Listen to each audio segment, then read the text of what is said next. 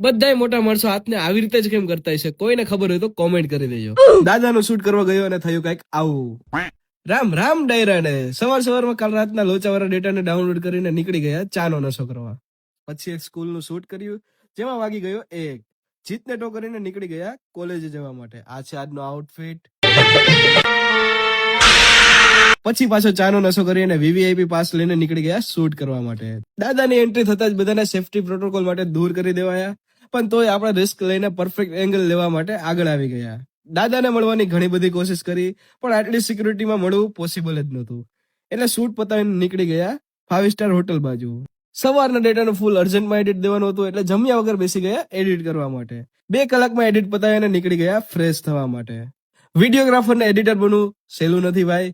ફૂલ મજા નથી તોય કામ કરવું પડે છે. પછી તો આખા દિવસનો થાક ઉતારવા માટે GTA 5 ચાલુ કરી અને બોલાવી દીધી ફૂલ બાકાચીકી. જો આ રીલમાં 100 કમેન્ટ GTA 5 ની આવશે તો આપણે દરરોજ એક મિશન કમ્પ્લીટ કરીશું. કાલે એક શૂટ કરવાનું હતું, પણ આઈફોન ની સ્ટોરેજ થઈ ગઈ હતી ફૂલ, એટલે ડેટા ટ્રાન્સફરમાં મૂકી અને સૂઈ ગયો.